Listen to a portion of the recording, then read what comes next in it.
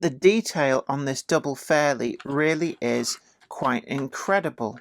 Hi there everyone, welcome back to the channel. It's great to see you and I hope I find you well. I'm Jenny Kirk, welcoming you up here to the loft on Weir Yard. Now today we're going to be having a change of gauge. Not a change of scale, we're still in the world of 00. But instead we're going to be looking at a brand new 009 release narrow gauge. And this is, well, I'd like to say the long awaited model, but actually it's not. We've had nearly weeks between announcement and it being in the shops. So I think an awful lot of people have gone, you know what, I really want one of those. It's really played into the impulse purchase market. And I know that you've guessed already what it is that we're going to be doing the full Jenny review treatment on today. It is, of course, that double Fairlie locomotive. Now, I'm really excited by this. I was hoping that somebody would do one of these models ready to run. And I think that it had been hinted at that, first of all, I think Roco looked at it, but then dismissed the idea. And then Pico have kind of mentioned it as a possible thing to do after their Small Englands had been released. But actually Bachmann has beat them all to it, and not just announced it, but brought them to the market. And really, it looks to be something special, but we're getting a bit ahead of ourselves. So without further ado, and in association with Trainomatic, makers of DCC decoders and accessories that are designed by enthusiasts for enthusiasts, and also with the support of PD Models, makers of some amazing 3D printed model kits and detailing parts that are designed to make the best out of all of your model builds, let's take a close look at this something special from Bachmann narrow gauge.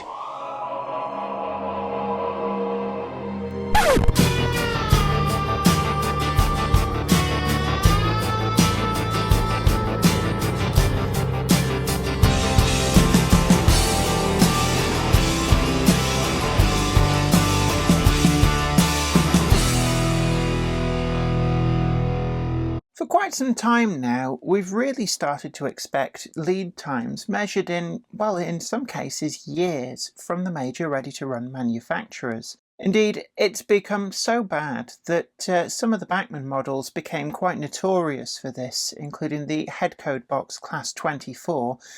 But this model got announced and then delivered within a matter of weeks, which has become almost unheard of in the model railway world. And I have to say, I think I prefer the models to come this way. I don't like to sit around and wait and wait and wait. And I know some people say, well, it does give you the chance to save up to be able to afford them. But in all honesty, it does tend to make a lot of people find excuses why they don't really need it. It cuts out that impulse buy, and I much prefer that magic of finding out that this locomotive existed and within a matter of weeks was holding it here in my hands. It is, of course, the double Fairlie from Bachmann branch line. This is their second released locomotive in their narrow gauge range, but actually the fourth locomotive announced. I'm really now looking forward to getting this model out of the box and see just what Bachmann have been able to do with this iconic Ffestiniog railway locomotive. It comes in a box which is exactly the same form factor as the Bachmann wagons, and this is actually common now for the narrow gauge items. It has the same style of box, but whereas we're used to the blue with the red, we've got the green with the red, and it makes it really stand out on the shelves. In terms of catalogue number, this is 391-100, Ffestiniog Railway Double Fairlie Meriden Emeris, and this is in the Ffestiniog Railway lined green, and I believe that this is suitable for the Era 2 period, so this is the locomotive in its pre-1923, guys. In fact, I think that this is actually quite early. It comes fitted with a Next 18 DCC socket, and I'm told that this is actually really easy to gain access to, and I'm really looking forward to that. So do look out for our full DCC fitting guide towards the end of this video, where we're going to be using the Next 18 decoder from Trainomatic, and we've got a link in the description box which takes you to where you can pick that up from their UK and European stockists. Now, getting out of these boxes is just going to be a little bit careful here, so I'm just going to put a steel ruler in, and this is a good tip for anybody who struggles with these flaps. You can just kind of tease the flaps out, and you can then open the box without any risk of damage to it, if you're like me, where you do actually keep all the boxes. Inside, it's got a clamshell packaging in the plastic slipcase, and I can immediately see that there's a few other goodies in here too. So I'm just going to finish getting the locomotive out. And if you've seen photographs already online of this model, I have to say that the photographs really don't do justice just how small this model is. So I'm just going to hold it there up against my steel ruler, and you can see that from coupling end to coupling end, we've got less than 5 inches. And for those of you that are on the metric scale, that is just, I would estimate that we're looking at about 12 centimetres. So it really is a tiny, tiny model. So if I get one of these Bachmann models, so let's put it next to the improved Precedent, which in itself is not the biggest of models, and you can see immediately there just how small this model is. But don't let small equate with not being loaded with features. What I can see immediately is that the detail on this double Fairlie really is quite incredible. Instantly, if my hands weren't in shot, if we were looking at this as a close-up, then really it was a case that I think that you would have thought, you know, what is that, 16.5? And actually no, the detail on here, for what is more akin to the size of an N-gauge model, really is quite amazing. Now these locomotives look like they've got one single boiler barrel that runs the full length, but actually that's not quite the case. They're more like 2 boilers back to back, and they actually do have 2 separate fireboxes, so they're backhead to backhead. And the 2 separate fireboxes, the reason for this is because if you had one firebox that had flues out both directions, then when the locomotive was working hard, you would tend to find that the exhaust from one end would tend to suck the air back in through the other end and not through the fire. So you have to separate them out. But it is an iconic design, and this has been captured really well from Bachmann. You can see that both motor bogies are fully articulated, so it will get round some really quite tight curves. And I've seen written online that actually this goes down to some quite incredibly tight curves, and around 7 to 7.5 inch radius has been recorded. Now that is actually tighter than the prototype would be expected to go round, even though these were designed to go round some quite tight curves. Built to avoid double heading on the Ffestiniog railway, these locomotives were incredibly successful. Little wonder was the initial double Fairlie, and it proved the concept so well that the Ffestiniog Railway were actually granted an exemption to paying Fairlie's patent, so they can actually build as many of these as they want without paying a royalty, essentially being used as advertising for the design. Now, they do crop up on other railways from time to time in history, and certainly some did make it out to the US, where they actually weren't quite so successful, probably due to local conditions more than anything else, and the Ffestiniog Railway has remained the major user of these locomotives. Now, Bachmann have tooled up for a variety of different versions. Now, this is the only version that has this kind of split cab, and this is indicative of the very early Ffestiniog Railway period, where crew comfort was probably a little bit less in the forefront of management's minds. Later on, they received a panel in the middle to fully enclose the cab, and I think that the crews were probably quite appreciative of that. Looking at photographs of Little Wonder, way back when that was running, they had little more than a spectacle plate at the front, so offered even less protection to the crew. although I expect it probably did get quite warm in there, so certainly during the summer months it must have been quite pleasant to have that nice airflow. The cabs are surprisingly roomy. Your crew would be fireman on one side and driver on the other, although some of the controls are duplicated so that, for example, the fireman is able to apply the brakes if required. The front shape of these tanks, this version is the shorter tank version. Later on in their life they did receive slightly longer tanks, and certainly as well when they were reboilered over their lifespan, certainly the later reboilered examples during the preservation period received a somewhat different design of boiler because the Hunslet Locomotive Company had to explain that they weren't actually allowed to build boilers to the original design because regulations had moved on. So Bachmann have tooled up for different tank sides. So what we're seeing here, I know some people have moaned about this design with the kind of boiler skirt on the front here, saying it's not prototypical. Actually, it is perfectly prototypical. That is just what the locomotives looked like before modification.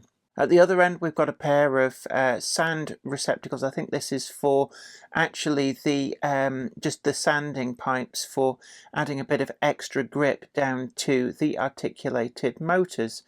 Now, one thing about the double Fairlie is that each of the locomotives does have its own individual quirks, and the only thing that's really common between them, apart from the kind of sense of the overall shape, is these motor bogies, and these are, I believe, interchangeable between the different locomotives. So much so that actually the one that's in the Railway Museum is made up of all of the cast-off and worn-out parts put together, and its original motor bogies are underneath one of the newer build double Fairlies. Bachmann have introduced these in both their DCC ready and sound fitted versions of all of the models, and this is their new way of operating.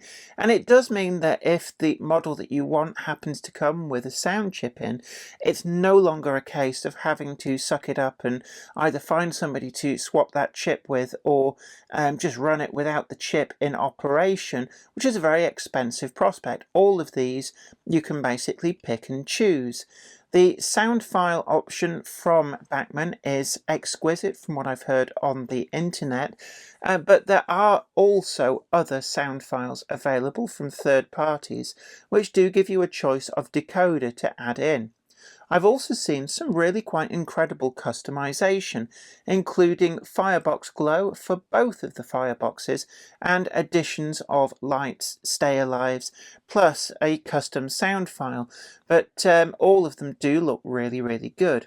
The locomotive has a very heavy-duty appearance with this kind of drop frame in the middle, and more akin to a kind of a shortened well troll on bogies. But above that we've got the twin boilers backhead to backhead, and the interior cab detail really is sublime, and this version is the version which really does show off that cab detail really, really well. And actually, as a model, this is probably the version crying out for a addition of a crew more than any other.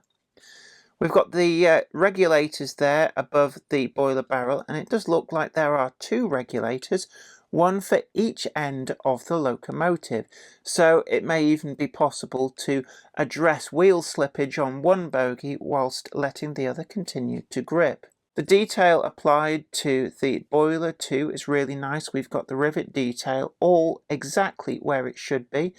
We've got the coal hoppers here, both front and back, modelled with, I don't think it's removable, but certainly the look of that coal is perfectly acceptable. There is a little bit of clear space at the top there, which would allow you to add a dusting of your own real crushed Welsh coal. And certainly that does look like an easy improvement that any modeller could do. The glazing in the cab is flush.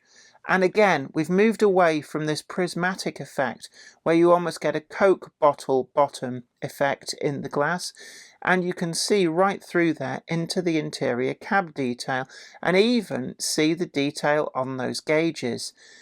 If we look to the inside as well, they are flush too, although there is a little bit of a glazing bar hidden away just across the top there. But on all the other versions that really wouldn't be visible, and it's hardly visible on this one too. The front face of the locomotive is captured incredibly well. You can see there we've got metal handrails, and the smokebox dart is separately applied, although it does look a little bit on the chunkier side. I think it is a plastic moulding rather than a metal one, but certainly it looks a little bit chunkier than what we've seen from some of the other models in the Bachmann stable. The running plate has this very stereotypical rounded front, and it does feel quite substantial. I would guess that that is metal. It certainly has no flex to it and feels really nice and strong.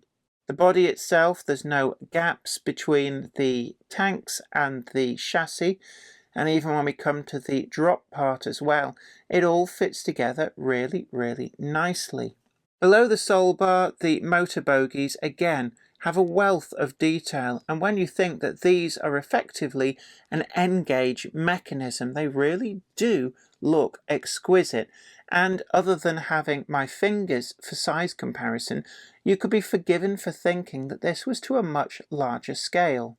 The wheels have that very heavy feel to them, just like the prototype, and we've got all the brake detail down in there, and it does line up with the wheel treads. The only area that I've noticed that people may have complained about is the lack of any detail and that air gap just above the cylinders, where on the real locomotive there is a flexible ball joint which allows the exhaust steam to make it up and through the blast pipe. However, whilst I have seen modelers find ways to fill that gap, it has to be remembered that that allows an amount of articulation that does mean that this is a sure-footed performer on the tracks. The printing detail is exquisite. The lining detail on this model really does look sharp, and it is true and parallel where it needs to be. We've actually got quite a complex pattern. We've got this inner gold, black, then another band of gold with the rounded edges, and then we've got the red around the far edges just up against that rivet detail, and then finally the black trim, and it really does make for a striking livery. We've also got the Ffestiniog railway crests, which look really nicely done, and I am pretty certain that under close magnification they are going to look totally and utterly accurate, certainly from normal viewing distances. And bear in mind that the picture that you are seeing on your screen right now is actually far, far bigger than the model is in real life. They really do look good. The nameplates are printed on, but really do capture the look of the brass plates on the original. And we've got Meridian Imaris there on the tank side. I do hope I'm pronouncing that correctly. And on the other end, we've got the Ffestiniog Railway, the FR Co. We've got a build date, and then number 10. This was, of course, number 10 in the Ffestiniog fleet, and then Fairlie's patent. Looking to the other side, again, it's the same pattern. We've got the maker's plate and number on one tank, and the name Meridian Imaris on the other. Those lifting eyes on top of the tanks really do look exquisite. We can see air through them, and they are actually bent wire rather than just a plastic moulding, which does make them pretty rugged and reliable. On the bottom, we've got this removable plate held in just by 4 screws, and this, I believe, is where the DCC decoder lives. Couplings on this locomotive are the standard narrow gauge type. We don't get a hook over the top, but we just get the upward spike at the end. But this is more than adequate for coupling up to the whole host of wagons that are available, and certainly I can imagine both the Bachmann and the Pico slate wagons being a very popular seller over this Christmas to provide suitable trains to go with this locomotive. Running on DC, the locomotive was super smooth on the DCC Concepts rolling road straight out of the box. I had no problems or issues whatsoever in either direction, and it seemed a sure performer even down to a low-speed crawl off my Gagemaster Model D controller. Included in the box, if you wish to apply these, are some etched nameplates, and you can see these are exact duplicates for the printed ones on the locomotive, and I would recommend with these a very, very tiny dab of PVA is more than enough to secure these in place, and use the original printed ones on the tank sides as your guide for exactly where to put them. The model does come with some comprehensive instructions, so we've got some detail here on routine maintenance, and just a tiny dab of oil is all that is necessary. Looking to the inside, we've also got some information on that DCC fitting, and I really like this small space in the bottom that is easily accessible without having to mess about with any of the detail on the locomotive, and this really should be standard across all manufacturers' ranges. Looking to this side, we've got a lowdown of the different versions that are available of the double Fairlie, and we can see here we've got the Meriden Imerys as built 1879 era 2, and this is without the roof panel, so this matches the version that I've bought. She's also available, suitable for the Edwardian era, so that's just immediately before the First World War. Earl of Merioneth in the Revival era, which is era 6, shows the locomotive here with a number of other detail differences. And it also can be seen that there's some detail differences on the top of the firebox, which appear to have come in with the Edwardian version too. We've also got the different brake hoses fitted to the locomotive. And then finally, we've got Livingston Thompson suitable for the Edwardian era, again, era 2. So we've got 3 era 2 models and 1 era 6.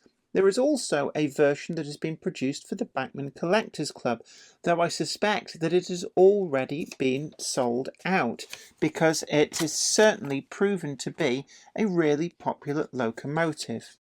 When it comes to price, these locomotives are certainly not cheap. We're looking at around £200 just for the DCC Ready version, and a substantial amount more if you wish to go for the factory fitted sound. And that's at the discounted prices that I've seen around at various retailers. We've got an affiliate link down below that takes you to Rails of Sheffield, where I actually bought this one, and a number of the versions are still, at the time of recording, still in stock, so do check that out if you really do like the look of this diminutive locomotive. So we're coming now to the DCC fitting, and for this I recommend the Trade-O-Matic Next 18 decoder. It's really nice and small, and it's available from the UK and European stockist at the link in the description box down below. We're also going to need the trusty jeweler's screwdriver set, but this looks to be a really easy fit for DCC, and it's really nice to see that manufacturers are taking that into account. DCC no longer feels like an afterthought to locomotives. So taking the smallest of the crosshead screwdrivers, I'm going to very carefully take out the screws, and just make sure with these that you don't lose them. One thing to note, if you have a screw that doesn't seem to want to come out, just use a magnet and you can just draw it out with a magnet. It's really something that just makes it a little bit easier.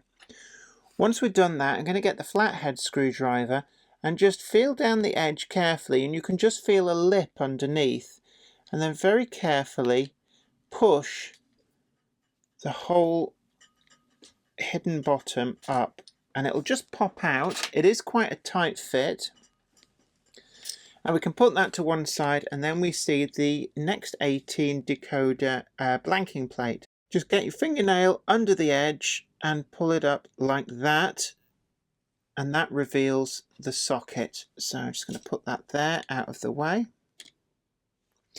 and then we're going to get our Next 18 decoder. And what we need to do with this is just make sure that that is lined up with the socket inside. So very, very carefully. And this is just a very light push fit. If you're having to apply a lot of pressure, then you haven't got it properly lined up. It should go in just as easily as that.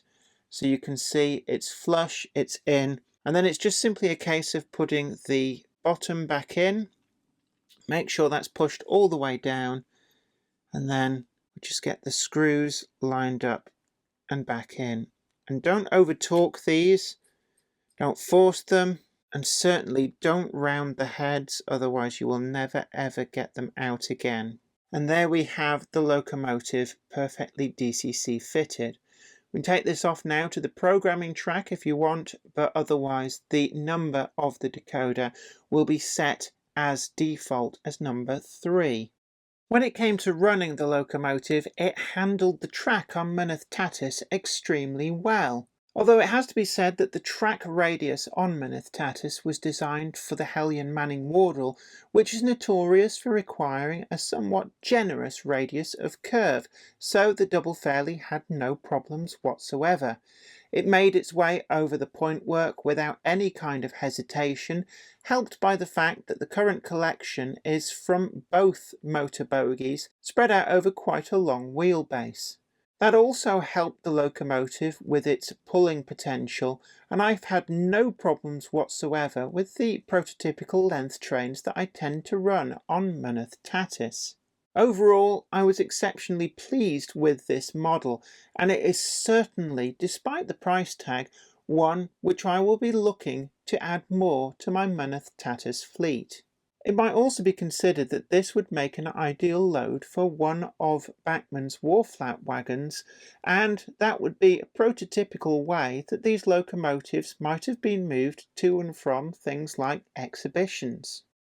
So we turn now to the scores. First up is build quality, and actually I found that this to be an exceptionally robust locomotive.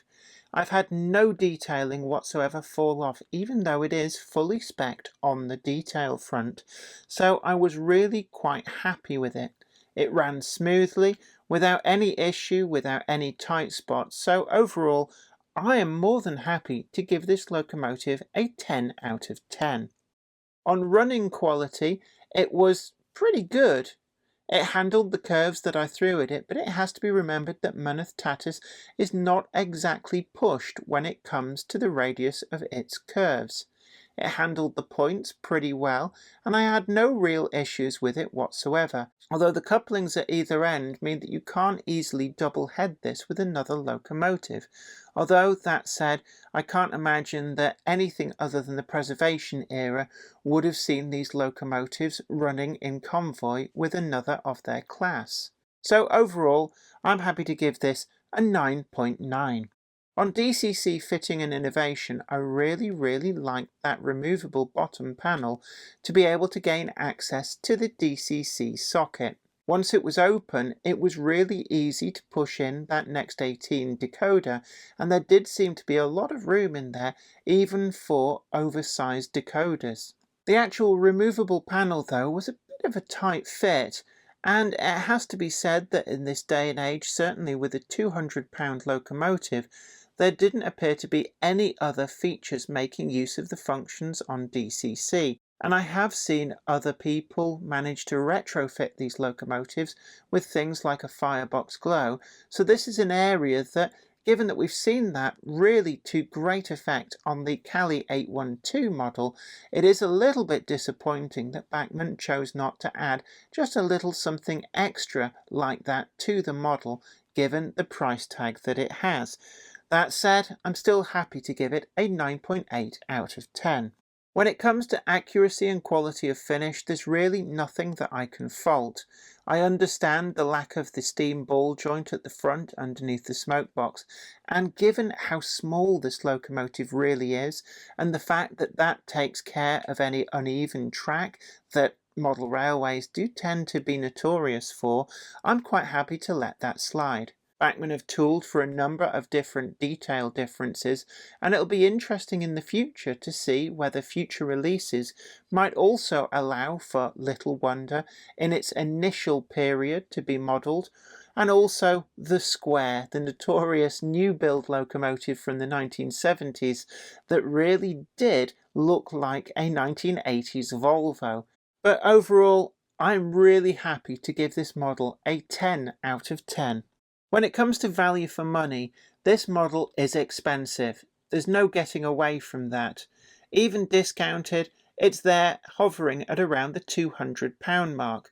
But the fact that they are selling and they are selling out shows that people do appreciate the Swiss watch craftsmanship that we are getting for that price.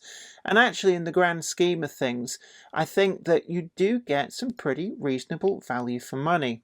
Overall, I'm happy to give this an 8.5 out of 10.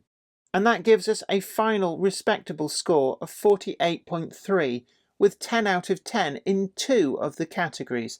This certainly is an exceptional model. I was really pleased with the decoration standard on this, the running quality, the attention to detail. It really does have everything that you could ask for from an 009 locomotive. The fact as well that it appeared within weeks of its initial announcement just goes to show that when they want to, Bachmann can, and certainly on this occasion, they have definitely delivered. Well, I hope you really enjoyed today's video, and I'd really love to hear from you in the comments section down below.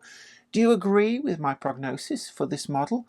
Is this something that you have bought and are really pleased with, or is there something that you want to share that maybe you think that I have missed? Again, I do read all of the comments, even if I don't have time to reply to every single one of them.